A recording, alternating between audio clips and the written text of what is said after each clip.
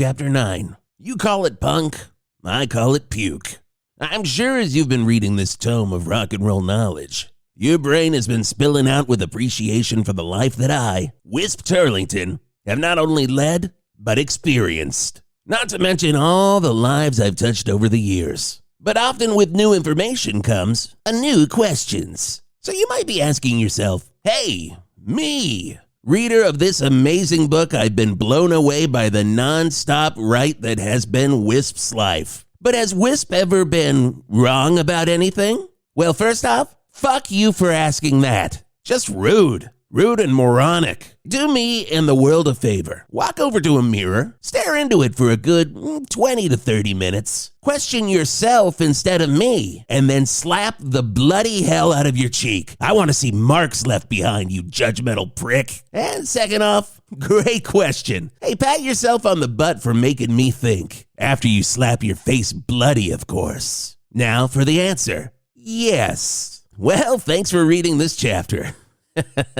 Oh man, just a little Wisp humor. You think I wasn't going to tell you when I've been wrong? I'm not afraid of being honest. Are you? Go back to that mirror and start staring and start slapping again. And while you're doing that, here's my answer. I've been wrong twice. First time, 1966. I'm hanging out across the pond with my good, best dear friends, the Moody Blues. And they are playing me what will become their new album, Days of Future Past. Now, I don't know if it was the endless buffet of sticky toffee pudding they had in the studio, or the high-grade heroin I had scored from a guy on the streets of London, that between you and me, I don't know if this was the heroin talking, was probably, definitely the ghost of Jack the Ripper. But I was feeling randy and not afraid to speak my mind. Hey, loving the gigantic multi-part sweet songs you got here. This will be a masterpiece. It's very progressive. Side note, that's when the term progressive rock was born, and no one ever gives me the credit I deserve.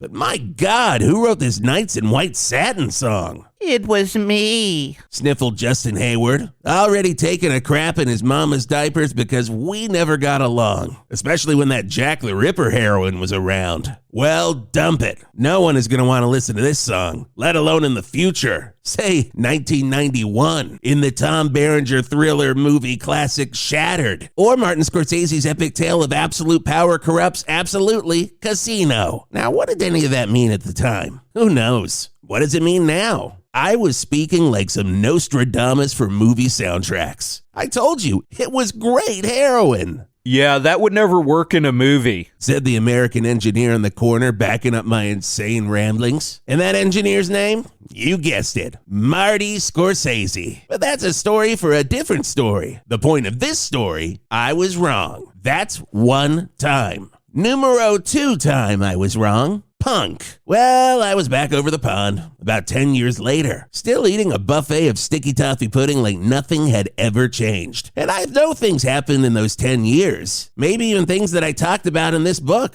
and things you know me for. Once again, blaming my memory on that Jack the Ripper heroin. But what I do remember, June 4th, 1976, Manchester, England. The Sex Pistols play a gig at the Lesser Trade Hall. Many people say that is when the true era of punk began at that gig. Other people say that everyone who attended started a band, including future members of Joy Division, The Fall, The Smiths, and Factory Records, and changed the trajectory of rock altogether. Other people say the gig was a shit show and should have never happened. And those people were me and the members of Moody Blues, who also were at that show. And we let them know from the get-go our feelings. From the first notes of Anarchy in the UK, we started gobbing spit at the band. Now, granted, the first one was an accident. Keyboardist Mike Pinder had a bit of a cold, so a single knot-covered sneeze sent out a big old loogie right at Johnny Rotten. Oh, sorry, me mate. Pinder apologized out loud, unable to be heard over the cacophony that the Sex Pistols were spitting out themselves. Damn it, Pinder. Cover your mouth. What are you, a 6-year-old? Vampire, my friend. Into the elbow. Because even though I was gacked up on heroin, I still know germs fly. And you gotta cover them. Unless you were doing it on purpose, which I then was. But actually, that looks fun. Hey, let's all spit on the Sex Pistols, I screamed out. Oh yeah, right then, bugger. yelled Mark E. Smith, future singer of The Fall, who was standing next to me with a runny nose. And like that,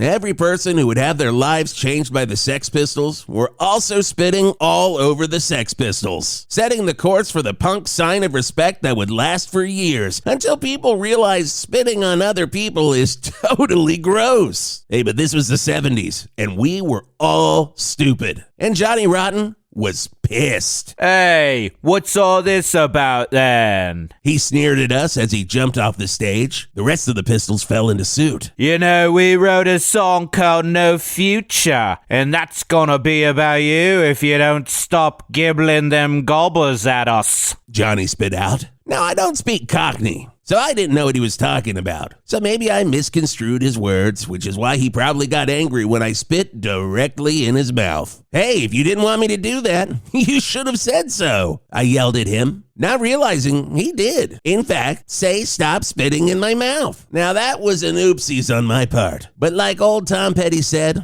I am not one to back down. So one thing led to another, and yep, you guessed it. A knife fight started between the Sex Pistols and me, backed up by the members of the Moody Blues. Susie Sue acted as an unofficial referee in this fight. Now a different person might have seen this as another amazing musical opportunity. Say, Pete Townsend. He would have seen this and thought, Oh wow, a modern punk retelling of West Side Story, where the Jets are punk and the Sharks are progressive rock. Oh, you know what? I could make a way too long concept record about this. But lucky for all of us, Pete wasn't there. And don't let him tell you he was. Now, I don't want to bore you with the details. If you've seen one knife fight between the Sex Pistols and the Moody Blues, you've seen them all. But let's just say the only thing that kept all of us from dying was Johnny Rotten realizing who he was fighting. Not me. He didn't give a whiff about Whisp, and I can't forgive him for that. But Johnny was a secret Moody Blues fan. He loved to play it cool, but Days of Future Past was apparently his favorite album. So when I had Paul Cook in a headlock, as he stabbed back into my stomach blindly with a homemade chivy and made out of his drumstick, I started screaming back to Ray Thomas from the Moodies. I told you we shouldn't have called our gang the Knights in White Satin. Stupid song, stupid name. And that's why we are losing. Lucky for me, that gave us our break in the action. Johnny stopped stabbing drummer Graham Edge in the leg just long enough to say, Wait a bloody second. Are you the Moody Blues? My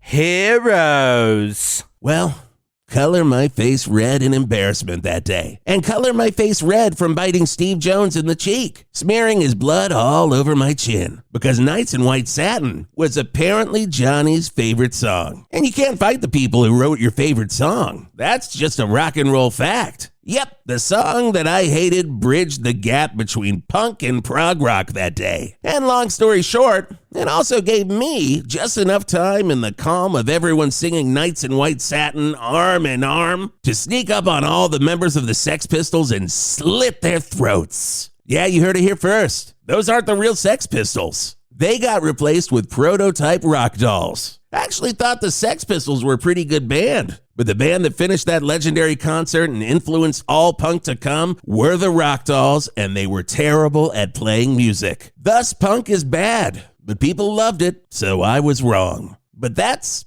for another book. You don't want to hear that now. You just want to hear that I apologized for being wrong twice in my life. It will never happen again.